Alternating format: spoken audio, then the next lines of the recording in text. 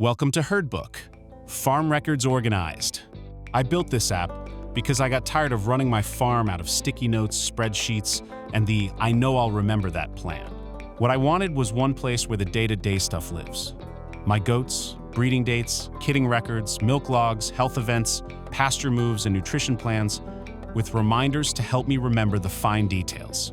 I don't know about you, but I'm terrible about losing files and computer upgrades and crashes. Keeping all my stuff in the cloud is just good insurance. However carefully I collect a bunch of records, they really don't mean much unless I can go back and look at them in a meaningful way. When I want to figure out what's working and what isn't, I want a quick but accurate assessment. That's tough to do on a spreadsheet and nearly impossible on scraps of paper. So this is my attempt at a farm command center for farmers, so their records stay clean, the plans stay realistic, and nothing important gets lost in the chaos. And if it keeps my farm tighter, calmer, and healthier, my hope is it can do the same for other farms too. When you have subscribed to the app, you will receive a welcome email that looks something like this. Click on the Login Now button in the email to go to the initial login page, where you will enter your email, the one you subscribed with, and the temporary password from the email. If the Login Now link does not work, copy the URL in the bottom line and paste it into your browser. Clicking the link will take you to the initial login form. Enter your email and temporary password and click the Sign In button. This is the one-time initial registration page. To complete the registration and use the app, choose a new, secure password. Enter your first and last name and a farm name and answer at least 2 of the 3 security questions. All your information is private and will not be shared with anyone. Click Complete Setup to go to the farm dashboard. Along with the main navigation bar, the farm dashboard is the control hub of the app. From here, you can navigate to any of the tables for any of the application's many features. All the summary cards and underlying tables in this dashboard are empty because this user has not entered any data yet. We'll go over how to do that in upcoming chapters, but to get an idea of some of the capabilities of the app, you can use the sample dataset we created. With the sample dataset opened, you can view tables, graphs, and dashboards and practice record entry. Note that any entries will be temporary and may be viewed by others using the sample data. Please don't enter any data in sample mode that you want to keep or don't want others to see. To activate and use the sample data, click Users in the main navigation bar and click Account Settings. At the top of the screen, in the section titled Demo Mode, click the slide button from your farm name to Sample. You will always know that you are using sample data from the sample badge in the main nav bar. This badge will disappear when you turn off sample data, and a notification will pop up briefly. The first thing you will want to do is set up your herd. If you're using sample data, a basic herd is already set up for you. Feel free to play around with adding goats and goat groups until you're comfortable with the process. We'll go through these steps one by one, but if you want to dive right in, do it with the sample dataset. When ready to add your real herd, start by adding goats. To add a goat to your herd, click Goats in the main navigation bar and click Add Goat in the drop-down menu. This will open the goat form. There are only 3 required fields to add a goat to your herd: the nickname, the date of birth, and the gender. Note that required fields are highlighted in red. Clicking Save before these fields are completed results in a pop-up warning, and the form will not save.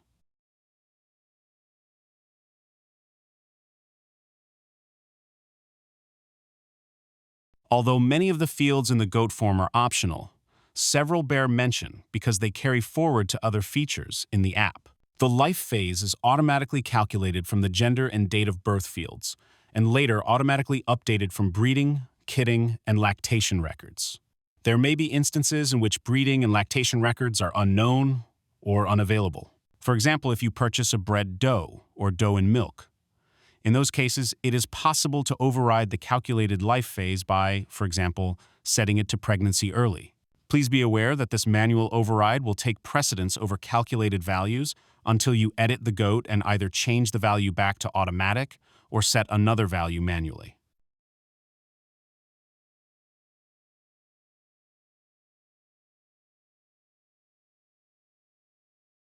Being able to save and view images of your goats is a great option, and HerdBook has this capability. Because the app is entirely internet-based, images must be saved and accessed via an online image service. We've chosen cloudinary.com because of its ample free data allowance and ease of use. To use images in HerdBook, you must first set up a Cloudinary account and enter the required fields in the HerdBook account settings. Cloudinary account setup is easy and free. If you need help with entering the needed fields in account settings, please contact the app administrator. Once your herd is built, go to Herd Roster by clicking Goats in the main navigation bar, then click Manage Goats in the drop-down menu. The table displays all recorded fields for your goats and includes extensive filters so that you can really drill down to specifics. For example, to see all adult bucks that you own that are available for breeding, select Buck in the gender field, Owned in the disposition field, and Adult buck breeding in the life phase field. To clear these filters and see the entire table again, click Clear Filters. For a somewhat quicker drill down, all columns are sortable. For a more detailed view of an individual goat, click the Details button on the right side of that goat's table row. In addition to the information in the Manage Goats table, the Details panel includes a lot of additional information for an individual goat. If you've set up a Cloudinary account and uploaded images, these will appear as a gallery on the Details page. There is also tattoo details, a 4-generation pedigree, awards details, and a summary of breeding and health events. Goat Awards Management is a new feature this year. Here, you can add, edit, and view awards, including Show and Milk Star awards. To access the awards feature, click Goats in the main navigation bar and click Goat Awards in the drop-down menu. This opens the awards table where you can filter by goat, year, and category or add a new award. To add a new award, click the Add Award button in the filter bar, which will take you to the Add Award form. The required fields in this form are the goat's name, the award category, and the award type. There is one additional required field if certain award types are chosen. For example, if the award type is Star M, the qualification type for volume, butterfat, or protein must be entered. For placement in a show, the place must be entered. Which part of the app you use most will most likely depend on the season.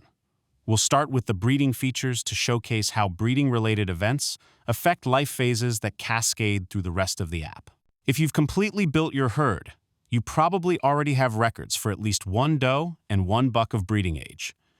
You will need them to use the breeding features. The best way to use the breeding feature is to follow the usual flow of the breeding season, starting with a doe in heat, followed by a breeding, pregnancy test, prenatal care, kidding, and postnatal doe and kid care. Let's start with a heat record. To add a heat record, click Breeding in the main navigation bar, then Add Heat Record from the drop-down menu. The required fields in this form are the doe nickname and the heat date. If you don't know the exact date of the heat onset, guesses are fine and won't affect other records. All other fields in the heat record form are optional, but can be useful for planning future breeding cycles. The duration of the heat is especially helpful for planning artificial insemination, and the heat symptoms can let you know what to expect from this doe in the future. Click the Save button, and you will be taken to the heat records table, where you can review the entries and edit them if needed. Next, we'll add a mating record. There are a couple of pathways to do this depending on preference. The first is to click Breeding in the main navigation menu, and then Add Mating Record in the drop-down. This will take you to the mating record form, where the required fields are the sire, the dam, and the mating date. Another way to add a mating record is from the heat records table. This method has the advantage that it ties the mating record to the correct doe and heat record and pre-fills some of the required fields. To use this method, click Breeding in the main navigation bar. Click Heat Records to go to the Heat Records table, highlight the doe and heat, and click that row. This will take you to the edit form for that heat record. To create a mating record for this heat, Click Add Mating for this heat. The mating record form will now open with the doe, heat date, and mating date pre-populated. The date fields may be edited if needed. The sire is the only other required field in this form.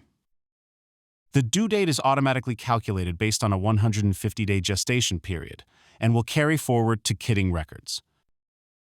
Select the buck and click Save. This will take you back to the mating records table where you can review the entry and edit it if needed.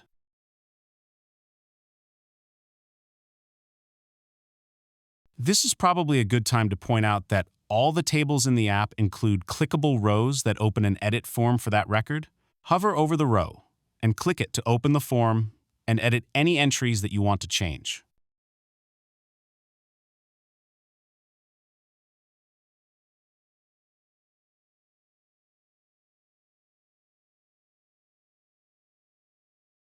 One other thing to note on the mating records table is the EGA, or estimated gestational age. This is automatically calculated from the breeding date. It will be blank until a positive pregnancy test is entered, and blank again after kidding. This helps keep the breeding calendar from getting cluttered with unsuccessful breedings. So far in the breeding cascade, we've entered a heat record and a mating record, and now it's time to record a pregnancy test. Entering pregnancy tests is important because many of the advanced features of the app, such as the nutrition feature, use this information in calculations. Add a pregnancy test in one of two ways. The first way is to go to the pregnancy test table by clicking Breeding in the main navigation bar and clicking Pregnancy Tests in the menu. The advantage of using the table is the ability to see tests that have already been done, so you don't enter duplicate data. Click the Add Pregnancy Test button to go to the form. The other method to add a pregnancy test is to go directly to the form by clicking Breeding in the main navigation bar, then Add Pregnancy Test in the menu. Both pathways open the same simple form. Click the Select Doe dropdown. Only does with recent matings will be listed in the select. Click the doe and the mating for which you wish to record a pregnancy test. I usually do at least 2 pregnancy tests, one at 45 days post-breeding and one 2 to 3 weeks later as confirmation. The dates default to those values, but can be edited to record the actual date of the test. Edit the date as needed. Select the method of the test from the dropdown: blood, ultrasound, milk, or other. The other method is included for those instances when you know the doe is pregnant but didn't actually do a formal test. For example, she missed a heat and just looks pregnant. Record the result of the test. For the purposes of the advanced features of the app, an inconclusive result is the same as a negative result, does not record the doe as pregnant, and is essentially for record keeping only. The objective is to treat only those does with a confirmed pregnancy as pregnant. Click Save. This will take you to the Pregnancy Test Records table, where you can confirm the entries and edit as needed by clicking the row of the record. If all goes well, the next event in any breeding season is kidding. Adding a kidding record is similar to adding a mating record in that it can be done directly through the main menu. However, the best way to do it is via the specific mating record. This makes sure that kids are assigned to the right sire and avoids input errors such as in the date. To add a kidding record for a specific mating, click on that mating in the mating records table. This opens the edit form for that mating. At the top of the page, click the Add Kidding Record button to go to the kidding record form. The required fields, including the sire, the dam, and the kidding date, are all pre-filled. The date may be edited to reflect the actual kidding date. It is not necessary to enter the kid numbers or names at this point, but I find it helps me remember them when multiple things are happening at once. If you do want to enter the kids from this kidding, enter the number of each gender. The number of stillborn is for record keeping only and does not affect any other features of the app. The total live birth field is calculated from the gender numbers and cannot be edited. For each kid of each gender added in the number field, a line will be created to enter a kid nickname. The nickname is required, but can be a placeholder or temporary name that can be edited at a later date. The weight field is optional. Click Save to save the record, which will take you to the kidding records table to check and edit entries if needed. The best way to add kids is through the kidding record, because it automatically assigns the kids to the correct dam, sire, and mating record. However, it is possible to add kids outside of the kidding record. To add a kid without a kidding record, click Breeding in the main navigation bar and Add Kid in the drop-down menu. If we navigate to the Manage Goats table, you will notice that the new kids, Buck 1 and Doe 1, have not yet been added to the herd. This is intentional, as their ultimate disposition is not yet known. We'll cover how to make this disposition in a later chapter. For now, kids and their information can be viewed by clicking Breeding in the main navigation bar, then Kids in the drop-down menu. The Kids table is also where to go to edit the temporary nickname or any of the other fields that were created with the kidding. Click on the row for that kid, edit those fields, and click Save. There are many more fields that can be created when a kid is retained and transferred to the herd. By the time the kids are weaned, I've pretty much made my decision about which to retain and which to sell. Kid disposition is done via the Kids table and the Edit Kid form. To access the Edit form, hover over the row for the kid and click it. Moonchild has been an outstanding doe as a second freshener, and I'm going to retain all her kids this year. In the Edit Kid form, in the Disposition section, click the Retain Radio button and click Save. Click Confirm and Retain, and note that Dandy is no longer part of the kids roster. She has been transferred over to your herd and can be found on the Manage Goats table.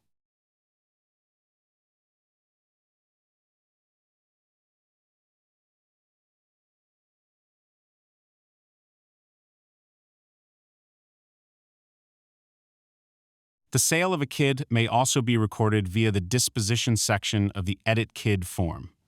In this case, clicking the Sell Radio button pulls up a sales record form.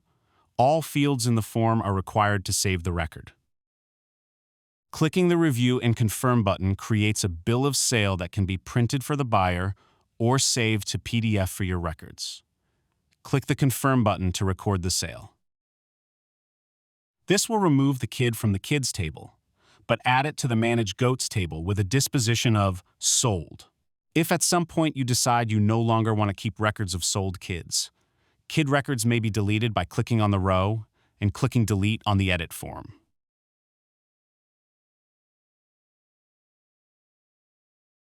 Selecting a disposition of Died pulls up the Death form. Only the date is required.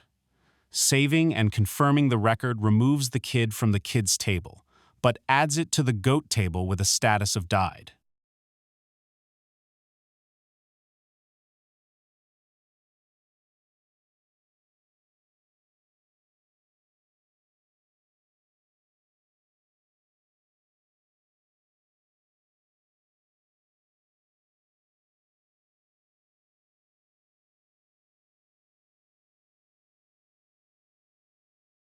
Note that the Edit Goat form also includes a disposition section. We won't go through this in detail because it behaves exactly like kid disposition, except that there is no option to retain a goat that is already in your herd.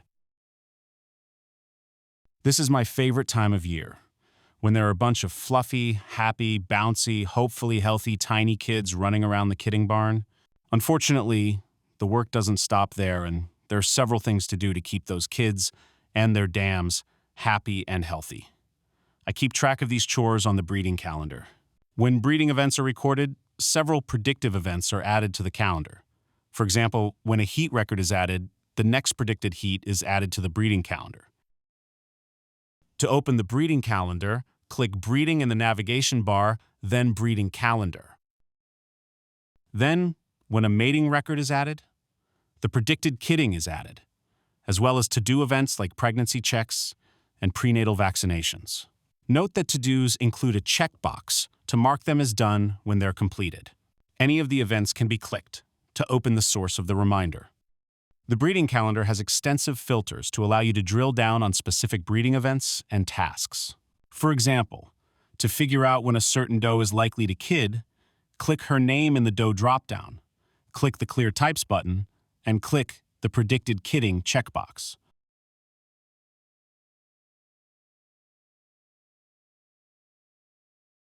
To view the entire calendar again, just click Clear Filters. One big advantage of an electronic record is that it doesn't waste paper or create a bunch of paper clutter. My barn gets messy enough as it is, and notebooks seem to mysteriously disappear at the worst possible time. However, there are a couple of cases where it's important to have instant access to information when an electronic device may not be available. For me, the breeding calendar is one of those. Printing the calendar is simple. Just click Print Calendar, click Print, select your printer, or save to PDF, and that should do it. Ideal nutrition is important at any stage of life, but especially vital for newborn and very young kids. The best, and really only reliable, way to know if a kid is getting enough milk is to weigh it. I weigh kids at least once per day and twice if I have cause for concern. HerdBook makes it easy to record, track, and evaluate kid growth with the Kid Weights feature. In most cases, I don't have time to weigh kids immediately after birth. Often there are more kids to come or the dam needs my attention for some reason. There's usually plenty of time for data entry after the kids are all dried off and nursing. At that point, I start taking pictures, grab the scale, and start entering kids with their birth weights. If for some reason I forget the weight, I can always go back and enter it later. I won't go through entering a new kid as we covered that in an earlier chapter. We'll just enter a weight for a kid that already has a record but without a weight. To go back and enter a birth weight, go to the Kids table by clicking Breeding, then Kids from the drop-down menu. This is probably a good time to mention the weight unit toggle, which is available on all pages and forms with weight elements. You can select either metric units or US. The unit selection will pass through to the related forms.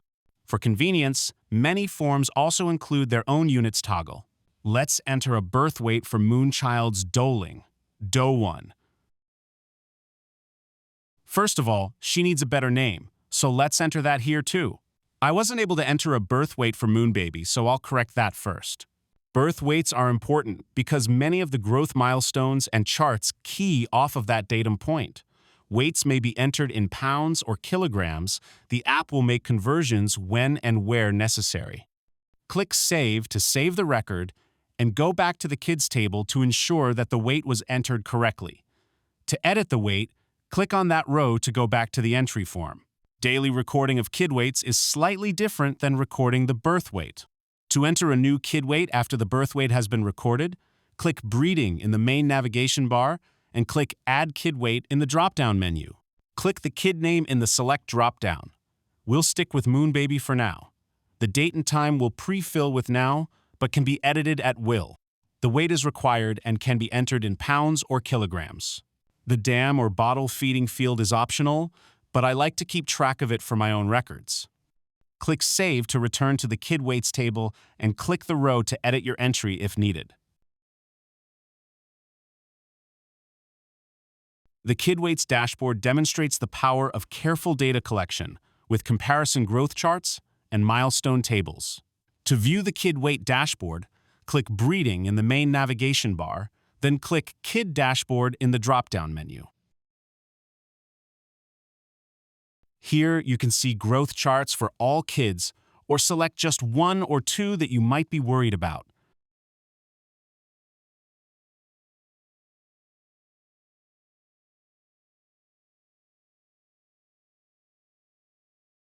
The Period Select provides more or less granular detail. The Average Daily Gain chart gives a high-level view with average daily gains up to the most recently obtained weight. The benchmark table shows whether kids are meeting specific growth milestones. The milestones are calculated from breed-specific growth rates. If no breed is set for the kid, the table uses the dam's breed as a fallback. If no breed is set for either the kid or the dam, the milestone columns will be blank. Breed values can be set by editing the kid from the Kids table. If you have a dairy herd like I do, then you know that tracking milk production and quality is the first step towards managing a successful operation. The success of any breeding program depends, in large part, on knowing who the best and worst performers are, who to keep, and who to cull. Changes in nutrition can have a profound effect on production. but guessing about what works and what doesn't is rarely successful. The milk feature of the app allows tracking of per-animal production, as well as dairy herd improvement testing and bacterial surveillance programs. We'll start by recording daily milk production. To record a milk weight record for a doe, she must have a status of lactating. This status is assigned automatically when a kidding record is created. There may be cases where it's not possible to enter a kidding record. In those instances, it is possible to change lactation status by accessing the edit form from the Manage Goats table. This is also the method to dry off a doe when the time comes. To change the lactation status, go to the Manage Goats table and select the doe to be changed. Here, Billy Joe has a lactating status of no and a life phase setting of adult dry doe. The life phase setting is primarily important for nutrition calculations. It will change automatically when the lactating status is set. Click on the highlighted row. This will take you to the Edit Goat page for Billy Joe. Scroll down to the Lactation and Life Phase section and click Start Lactation. If you know the kidding date, enter it here. An approximation is fine. The date will default to today if left unchanged. Click the Start Lactation button, which will take you back to the Manage Goats table to ensure that the change was made correctly. These fields may be edited at any time. Here you can see that the lactating status for Betty Joe is now set to yes, and her life phase is lactation late. To enter a milk record, click Milk in the main navigation bar and click Add Milk Entry in the drop-down menu. The milk form is a little different than other forms in the app because it conforms to the reporting requirements for most dairy herd improvement associations. All fields other than the notes field are required, and milk weights may only be entered in pounds and tenths. That way, everything is ready to transfer to the DHI report. The Marcus Test Day checkbox is for your records only and is not required. Only does and milk will appear in the Doe Select dropdown. If the doe you're looking for is not listed, check the Manage Goats table to ensure that her lactating status is set to yes. Complete the other required fields and click Submit Record and confirm your entries to go back to the milk entry form. Here you can enter another record or go back to the milk records table for review. The milk records table is a good place to review daily entries, and all entries may be edited from the table. However, the data really comes together and becomes useful in the milk dashboard. In the milk dashboard, the milk production chart display can be filtered by year, time period, and by individual doe. The yearly milk production chart is a stacked bar chart that can help identify the highest and lowest producing members of the herd. It can be filtered by year and by doe. Yearly milk production by goat shows a tabular comparison year by year.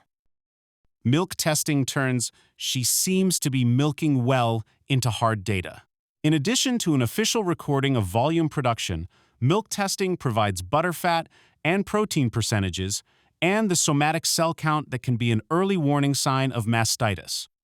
Milk testing through a Dairy Herd Improvement Association is also the basis for performance evaluations and awards, Milk Star Awards, given by many dairy registries.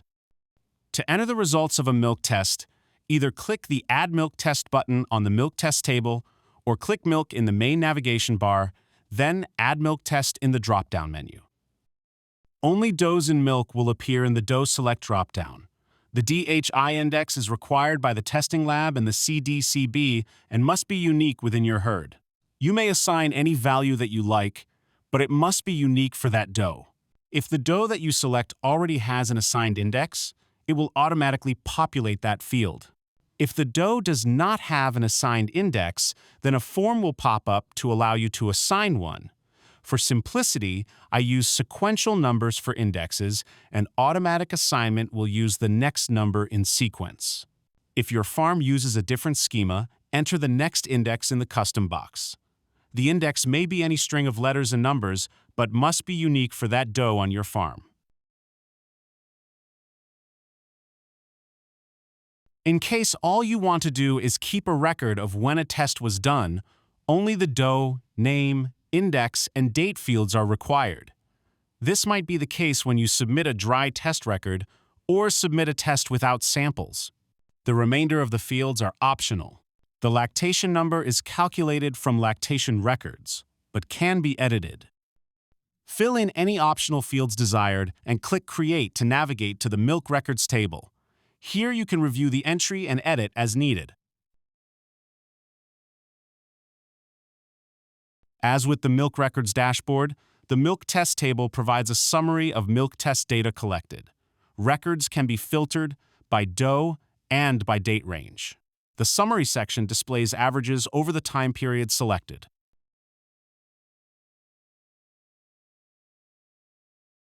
Graphs are always useful for providing a visual overview of what's going on in the herd. I pay particular attention to the somatic cell score as it can give an early warning for mastitis. Here I've selected a single doe in order to display the trend in her somatic cell score versus the herd as a whole. Regular bacterial screening is another important part of our quality assurance program. We do weekly plate counts for total aerobic bacteria, coliforms, and E. coli. Any test that falls outside of benchmarks set by the Raw Milk Institute sparks a close examination of sanitation, collection, and storage practices. Upward trends in counts are also watched closely. To record the results of a bacterial test, either click the Add Test button on the Bacterial Test table or click Milk on the main navigation bar, then add bacterial entry from the drop-down menu. The bacterial test form is one of the simplest in the app. The date pre-fills with today, but may be edited if needed. The count fields must be integers greater than or equal to 0 without decimals. Individual bacterial tests may be viewed and edited in the bacterial test table. To view the table, click Milk in the main navbar and click Bacterial Test Table in the drop-down menu. Rotational grazing consists of moving livestock through multiple paddocks instead of grazing one area continuously. It offers clear benefits for pasture health, animal performance, and farm economics, especially for goats and other small ruminants. It is a critical piece of our parasite prevention program. Keeping grazing records starts with the interactive farm map. Here you can draw pastures and paddocks, view occupancy, and link to records and summaries. It is possible to find your farm by adjusting the zoom and panning to your location, but it's best to start by setting your location. To set your location, click the Set Center button to go to the Account Settings Demographics section where you can enter your location. The map may be centered on a zip code or a more precise location using latitude and longitude coordinates. I get my coordinates from Google Earth, but just about any mapping program will do this. Be sure to copy only the numbers without the degrees symbol. Also, be sure to use the minus sign for the longitude if you're in the Western Hemisphere. Coordinates should look like this, with a comma between and a negative sign before the longitude for the Western Hemisphere. If the degrees symbol pasted with the numbers, be sure to delete it. The app will ignore any decimals after 6, but it's okay to put them in. To ensure that the coordinates entered are correctly formatted and within the accepted range, somewhere on Earth, click the Validate button. If the coordinates are in error, a warning banner will pop up. Correct the error and click Validate again. Click the Save Demographics button and navigate back to the map by clicking Grazing in the main navigation bar and then Interactive Map in the drop-down menu. You must have at least one goat group, one pasture, and one paddock to use the grazing feature. 2 paddocks are required to move goats from one paddock to another. You may have already created a goat group when building your herd, which is fine. We'll walk through that, just in case. Creating a goat group is really easy once you have some goats in your herd records. To add a goat group, click Goats in the main navigation bar and click Add Goat Group in the drop-down menu. The only required field in the goat group form is the name. This can be any string of characters or numbers. I recommend choosing something descriptive that will be easy to use on a daily basis. Only goats who are not already assigned to a group will appear in the checkbox section. It is not possible to assign a goat to more than one group. Pick a memorable name for the group and assign any goats that will be members, and click Save Group. This will take you to the goat group table to review the entries and edit as needed. A group may also be deleted without deleting the members. Their records will persist throughout the app. Now that you have at least one goat group, you're ready to start using the Grazing feature. Go back to the map by clicking Grazing and then Interactive Map. Here, you will see several drawing tools for creating pastures and paddocks. Create a pasture first by clicking the Pasture button to enter pasture drawing mode. If you're lucky enough to have regularly shaped pastures, use the Rectangle tool to draw the pasture. The Rectangle tool is the easiest to use. Just click on one corner of the pasture, then roll the mouse down to the diagonal corner. Do not hold down the mouse key while rolling. If you make a mistake, click the Clear button and start over. When you're satisfied with the pasture boundaries, click Save to open the pasture form. Fill in the input fields. The acreage is calculated automatically by the app but can be overridden. For example, in North Pasture, there are 189 acres fenced but only 10 acres of cultivated pasture. The app will use the value that you enter for calculated fields, like the grazing density. Click the Save Pasture button. You will be taken back to the map, where you will see the newly created pasture with the label that you assigned.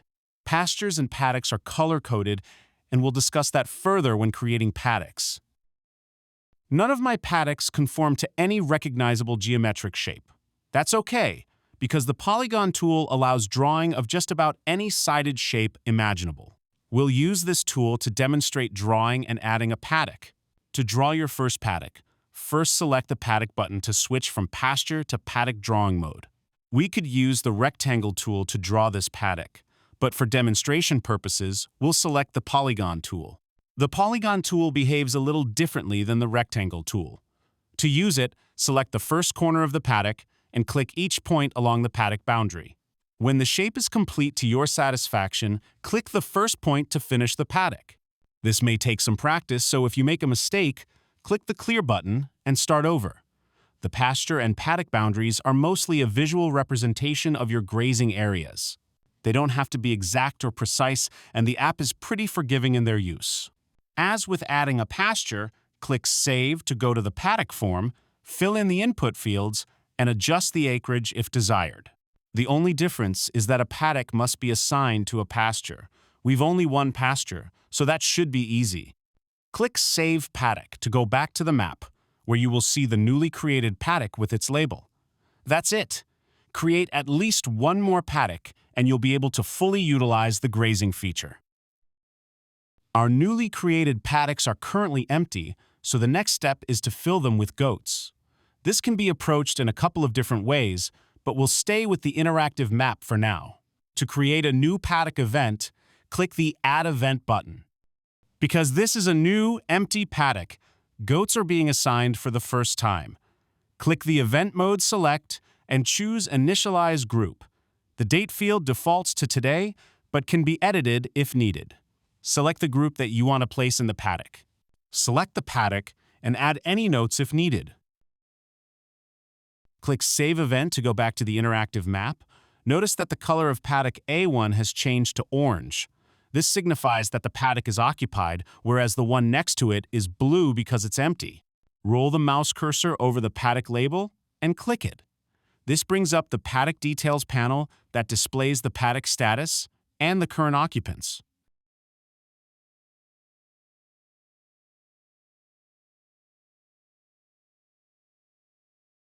If you're using management-intensive grazing with frequent moves, you'll often need to move goats in groups from one paddock to another. This can get really confusing if you have multiple groups scattered across multiple pastures. The app can be an invaluable tool to keep track of all that. I've created a third paddock to demonstrate recording a paddock move event, but first wanted to show what happens when you attempt to move a group into a paddock that is already occupied. Because this is an occasional necessity, the app does allow this, but we'll ask for confirmation first to make sure it's not an error. Add a move event in the same way as an initialize event by clicking the Add Event button on the interactive map. In this case, I'll demonstrate the instance where a group is moved into a paddock that is already occupied. In the paddock event form, click the Event Mode select and choose Move to record a move event. Change the date if needed. In the Move Type select, choose Group. It is possible to move individual goats, but we'll stick with moving groups for now. The paddock that the group currently occupies will auto-populate the From Paddock field. Select the new paddock in the To Paddock field. For demo purposes, I'll select Paddock A2, which is already occupied. When I click the Save button and then Confirm, I get this pop-up warning telling me that the paddock is already occupied by the Sandman group. It offers me the opportunity to confirm the move or cancel in case it is an error. I'm going to cancel this for now because I don't want this buck group and doe group in the same paddock at this time. Clicking Cancel takes me back to the paddock event form where I'll change the To Paddock selection to an empty paddock. Click Record Event to go back to the interactive map. Here you can see that paddock A1 is now blue, indicating that it is empty, and A3 is orange, indicating that it is occupied. Clicking on the A3 label pulls up the paddock details slide-in. Pasture and paddock details are listed in their respective tables. To open the pasture table, click Grazing in the main nav bar and Pasture List in the dropdown. As with other tables in the app, hovering over a row and clicking it opens the edit form for that pasture. Open the paddock table in the same way by clicking Grazing in the nav bar and Paddock List in the dropdown. The paddock summary table is the go-to for day-to-day planning of rotational grazing. To go to the paddock event summary, click Grazing in the main navigation bar, then click Paddock Summary in the dropdown. Here I can see which paddocks have been occupied the longest, and which can go a few more days before a move becomes necessary. I try to move goats about every 4 days, and the Days On column provides a counter for that. I also try to let a paddock rest at least 60 days before moving stock back in. That's where the Days Off column comes in handy. The remainder of the columns are various objective measures of relative grazing impact. Along with an active grazing plan, activities such as seeding, fertilizing, mowing, and irrigating help keep pastures as healthy as possible and keep the weeds at bay. The Pasture Activities feature is the place to record all these. To add a pasture activity, click Grazing in the main navigation bar and click Add Pasture Activities in the dropdown. In the Add Pasture Activity form, the only required fields are the activity type and the date. All other fields are optional but useful because they carry forward to other features such as the materials inventory. For demonstration purposes, I've added crimson clover to the materials catalog and created a seeding event to use it. I'll go over how to add a material to the catalog in the next section, but wanted to make some additional points about the activity form. Although the pasture and paddock fields are optional, the acreage, amounts per acre, and cost fields are automatically calculated from them. Cost data will remain blank until these fields are completed. The weather data fields are really handy in evaluating the success of a pasture management program. This data downloads from a national weather database and is based on the zip code entered in that field above. The zip code field is optional, but weather data will be unavailable if it is not completed. Additional weather notes can augment the downloaded data.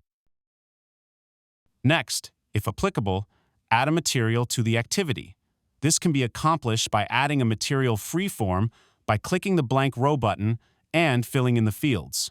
The amount and cost data are calculated from these inputs. For frequently or regularly used materials, there is the Custom Materials catalog. The catalog is unique to each farm's profile and is empty until materials are added. To add a material from the catalog, click the Add from Catalog button and select the material to add. I've added crimson clover to the catalog to demonstrate adding a material in this way. The fields for materials added from the catalog can all be edited. The total amount and cost values adjust automatically. The values in the main form also automatically adjust the cumulative total. There are 2 ways to add a new custom material to the materials catalog. From within the Add Pasture Activity form, click the New Material button to go to the Add Material form.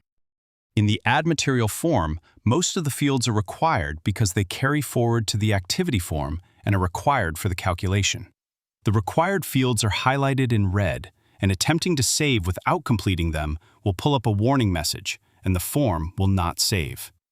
The source fields are optional, but I find them incredibly useful for finding materials and remembering how to use them year to year. When finished adding materials for the activity, click the Save Activity button at the top of the form. This takes you back to the Pasture Activity table where you can review the entry and edit it if needed. The other way to add a new material is from the Materials catalog. To open the Materials catalog, click Grazing in the main navigation bar and Materials catalog in the drop-down menu. Then click New Material at the top of Table to open the new material form. After feed costs and labor costs, the costs for materials for growing and maintaining pasture are some of the largest expenses for a livestock farm. HerdBook keeps track of these with the Material Costs segment of the Grazing feature. To access the Material Costs table, click Grazing in the main navigation bar, then Material Costs in the drop-down. The Material Cost table uses data from manually entered purchases and material usage from activity records and summarizes them in the current year inventory and budget table. Those who are new to the app will probably need to add new materials to the catalog as a first step in using the Pasture Activity feature. The best time to do this is at the time of initial purchase when the invoice is handy before it gets lost in that stack of papers in the inbox. The new material form may be accessed from the Material Catalog page or directly from the main menu by clicking Grazing in the nav bar, then add New Material in the drop-down menu. As before, only the name and category are required to add a new material, but the cost and spread rate information are needed to use the Cost and Inventory feature. I can never seem to remember from where my materials are sourced, so I always make note of that information as well. Click the Save Material button to save the new material and go back to the Materials catalog, where you can review and edit the entry if needed. I filled in the fields to add a new material and will add the purchase as well. To add a material purchase at the time of adding a new material, click the Add Initial Purchase Now checkbox at the bottom of the new material form. All the fields in the form are required. Click Save to go to the Materials catalog and edit the new entry if needed. Review and edit the material purchase by navigating to the Material Costs page, highlighting, and then clicking the Purchase row. Any of the fields may be edited or the purchase deleted if desired. Deleting the purchase will remove it from the Cost and Inventory accounting. The current year inventory and budget summarizes purchases and usage year to date.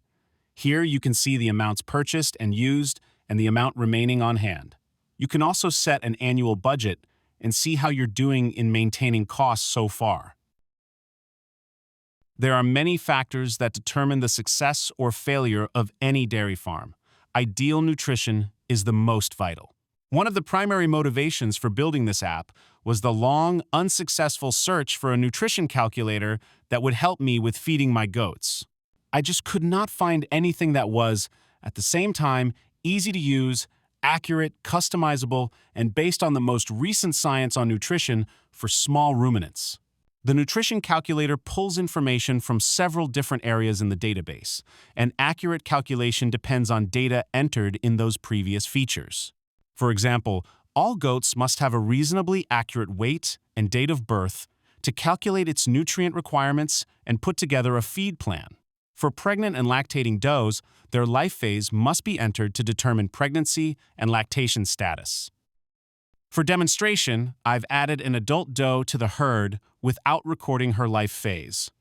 Note the incomplete flag in her card on the Goat Nutrition selector. Selecting Mandy for nutrition calculation pulls up a warning that details which parameters are missing from her profile. Click the Edit link to go to the Goat List table, then hover over Mandy's row and click it to edit her profile. Her weight was missing, so we'll enter it now. Click Save Changes to update her profile, click Nutrition in main nav bar, and Nutrition Calculator in the dropdown. Now the incomplete flag has been removed and we can select her for the ration builder. For simplicity and for demonstration, we'll use individual goats to start the ration builder. Click the checkbox next to each goat's name. I'll choose goats from different life phases for the demo. Make sure that the head count and weight totals are as expected. If you left somebody out or something doesn't look right, click Clear to start over. If it all looks good, click the Compute Requirements button to open the ration builder. The herd nutrition summary shows total requirements for all the goats selected, whether individually or as part of a group or entire herd. The per goat daily requirements table demonstrates the significant differences in nutrient requirements for each of the different life phases. For example, a lactating doe has substantially greater energy and protein requirements than a pregnant doe or a buck. Mineral and vitamin requirements vary as well. Next, select the feed components that make up the daily ration. For new users, the feed stuff selects will be empty. The app offers two sources for feed components: custom feeds that you add, or an imported feed database provided by Langston University, a recognized authority in small ruminant nutrition.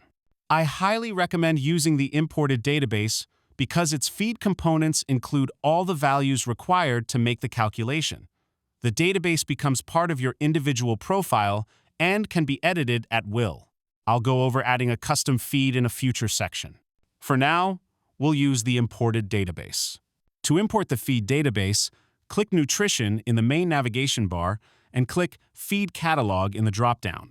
Click the Import Feed Catalog button at the top and confirm the import. This is the feed catalog, including both the imported feeds as well as a couple of custom feeds I've added. To edit any feed in the catalog, roll over the row and click it to pull up the edit form. To add a custom feed, click the Add Custom Feed button in the upper right corner of the feed table. The required fields in the Add Feed form are the name, the percent dry matter, crude protein, the total digestible nutrition, the calcium, and the phosphorus. These are the minimum fields required to perform the nutrient requirements calculations. The feed name must be unique. Use of a duplicate feed name will generate a warning and the record will not save. Any letter or number qualifier may be used to create a unique name. For example, each year I have hay analyzed and added to the catalog with a year qualifier in the name. That way, if I have any left over from the previous year, I can still use it and switch to the new hay when the old is gone. Click Create Feed to go back to the feed catalog. All the table columns are sortable, and the table can be searched by free text or filtered by category. The feed catalog is unique to your farm and can be edited as needed. Records may be changed or deleted without affecting the catalog for other farms. To delete a feed record, hover over the record and click it to open the edit form. Here, I've done a text search for the 2025 hay and will delete it because it has all been used. Using the ration builder is an iterative process in which a rough guess is made about the amount needed of each of the feed components available. The app then calculates the percent of requirement met by the chosen components, and then those are dialed up or down to more closely meet requirements. It's a lot harder to say than it is to do. I'll go through the series of steps in the video to give an idea of how to do it. After that, there's nothing wrong with a little trial and error. As a point of reference, I target energy shown as in EL. Depending on feed components, this often ends up with greater than 100% of protein. This target is based on several authoritative sources, but you're welcome to target any component you like based on your own practices. At the time of year that I'm recording this tutorial, the feed components available to me are alpha hay, a fermented chaffed alfalfa product, first cutting Timothy hay, and various whole grains. Corn is almost always available and inexpensive, so I'll use that for the demo. From previous experience, I know about the right amounts of each of these components for a group of this size and makeup, so I'll start in the ballpark to save time. The ballpark I chose is pretty close, but I can dial the relative amounts to make it close to perfect. Both protein and energy are very close to 100%, so I'll be satisfied with this. The calcium is a bit below requirements, but the calcium to phosphorus ratio is on target, and I'll make up the difference with a free choice mineral. Now that the feed components are dialed in, I need to put the feed plan into a usable format. This is one of those cases where I really appreciate having a printed version of the plan.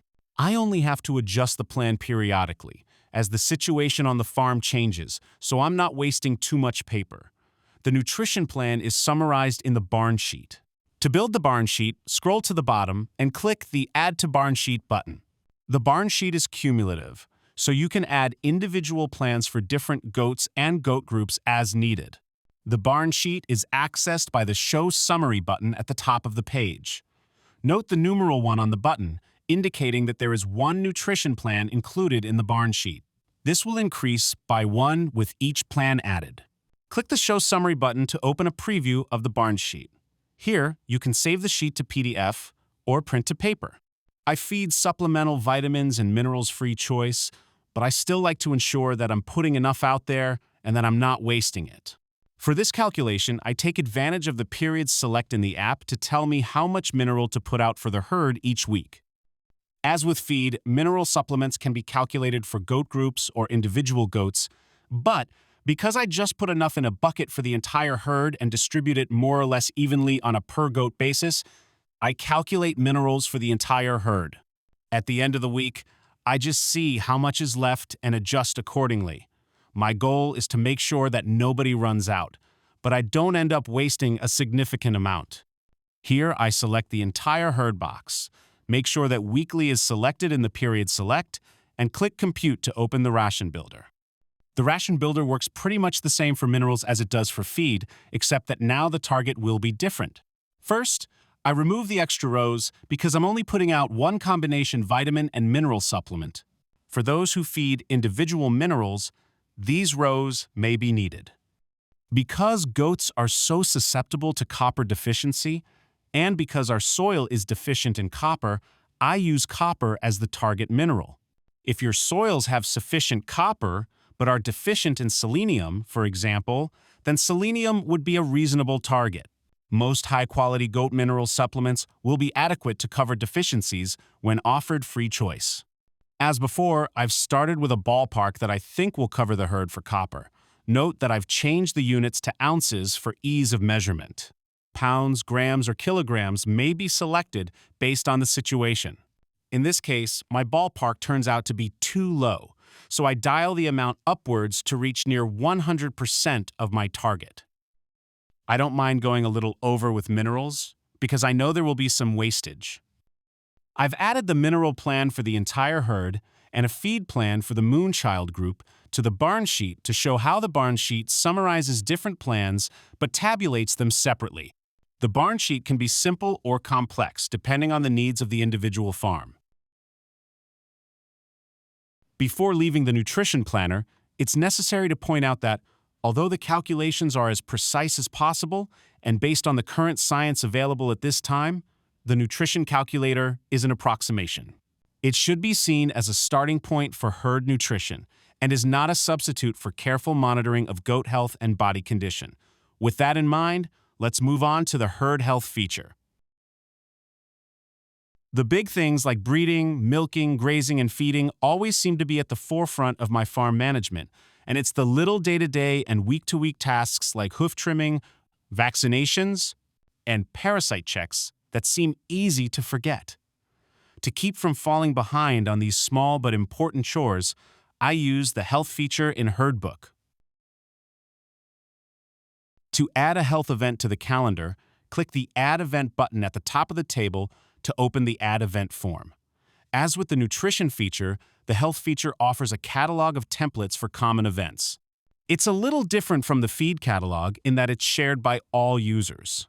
The templates with the lock in the first column cannot be individually edited. It is possible to add your own custom templates, and I'll go over that in the next segment. For demonstration purposes, I'll add an annual CDT vaccination. All the fields in the event form can be individually entered, but the advantage of using a template is that many of the details are pre-filled. In the case of the CDT vaccination, the frequency, route, and dose fields are all pre-populated. This really helps with remembering those important details that are easily forgotten after the months go by. The ability to schedule recurring events is a powerful tool in the health feature. For example, hoof trimming is one of those recurrent events that I frequently let get away from me. Scheduling repeat events in the calendar helps me keep track of when and if I did them and for whom. Intervals of weeks, months, or years are available, and up to 12 events can be scheduled at a time. It's also possible to set an end date. The next step is to select the goats for the event. Select individual goats or the entire herd. Finally, fill in any missing details, like equipment needed, and click the Save button to go back to the Health Events table where entries can be viewed and edited if needed. On the Health Event table, notice the 3 repeating hoof trim events just added. I finally got caught up enough to get the first one done today and would like to check it off on the calendar. To do this, hover over the row and click it to bring up the Edit form. Here I can mark the chore as done, edit any details, and add notes as needed. When the Save button is checked, an alert pops up offering the choice of completing a single event or all events. I've only completed the one event, so I'm going to click the Single Event button to only check off one of them. As mentioned earlier, the shared template catalog items cannot be edited, but it is possible to add a custom template if desired. To add a new custom template, click Health in the main navigation bar, then Health Event Templates in the drop-down menu. Click the Add Event button in the upper right of the table. This pulls up the Health Event form. Only the template name and type fields are required, but the real benefit of a template is that it saves time by pre-filling as many fields as possible. The details fields are context-specific. For example, selecting the vaccination type pulls up details specific to vaccinations, whereas selecting the medication type pulls up medication-related fields. For this tutorial, I'll add a template for copper oxide wire particles, which I use to suppress gastrointestinal worms during the warm season. I've selected the medication type, which pulls up fields for dose, schedule, and side effects appropriate to any medication. Click Save to save the record and return to the template table to review the new template. Note that there is no lock icon next to the custom template, so it can be edited. Click on the row to pull up the Edit Template form. Both the breeding calendar and the herd health calendar have the capability to send reminder emails. The processes are very similar, so I'll cover both of them here. Many don't like their email inbox cluttered with daily emails, so the default setting for reminder emails is opt-out. We'll start by changing this option to opt-in. To change the email reminder option, click Users in the main navigation bar and click Account Settings in the drop-down. Scroll down to the Email Preferences part of the Demographics section and check or uncheck the checkboxes for email reminders. The breeding and health event reminders can be set separately. Be sure to click the Save Demographics button before navigating away from the page, or the settings will not save. In the breeding calendar or the health events table, to set the email options, click the Email Settings button near the top right of the page. If you previously opted out of email reminders, the email options will be blurred out. To demonstrate this, I've turned off email reminders for the breeding calendar. To change the setting to opt-in, click the link in the reminder at the top to go to the email settings, click the checkbox to opt-in, then click the Save Demographics button.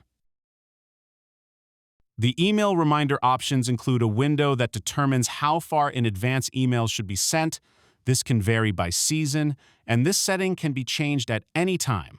There is also the option to select some or all of the reminder types. Please note that selecting no reminder types will not turn off daily emails. Emails will still be sent with an empty reminder list. Click the Save button and confirm the settings to go back to the calendar. Along with the materials, feed, and health events catalogs, there is also a catalog for medications that may be used along with the herd health events. The catalog is for convenience only and is not a substitute for advice from your veterinarian, nor is it a substitute for reading the label and being familiar with the indications, dosing, and side effects. Any medication may be ineffective or harmful if used improperly. To view the catalog, click Health in the main navigation bar and Medication Catalog in the drop-down menu. Please contact app administrators to add a medication or report errors in the table. The medication table provides a summary of commonly used medications for small ruminants. Very few medications are FDA approved specifically for goat use and require the approval of a veterinarian familiar with your animals. This is indicated in the column headed VCPR. The list of medications that require veterinarian supervision is expanding. Please check all product labels before using for your goats. To see additional details for many of the medications in the list, hover over that row and click it. To use the medication catalog, from the Health Events table, click the Add Event button. In the Type drop-down, click Medication and the medication form opens at the bottom of the page. Click the Pick from Catalog button and scroll down to find the medication. The catalog is searchable, so you don't need to scroll through the whole list. For example, typing copper will pull up all medications with copper in the title. For weight-based medications, the app provides a dosing calculator. To see individual doses for the goats selected for the event, click the medication needed. Medication concentrations may vary, so doses are listed in milligrams and must be converted to milliliters when appropriate. Again, please cross-check all doses with your vet or the package label before administration. Doses in the table may be rounded or changed. Once satisfied with the doses, click the Use this medication button to return to the Health Events table where you can review or edit the entry. At the end of the day, HerdBook isn't about screens or software, it's about taking better care of our animals and our land. It's a place to keep the details straight, so you can spend less time chasing paperwork and more time doing the work that matters. If it helps you feel a little more organized, a little more confident, and a little more at ease on the farm, then it's doing exactly what I hoped it would.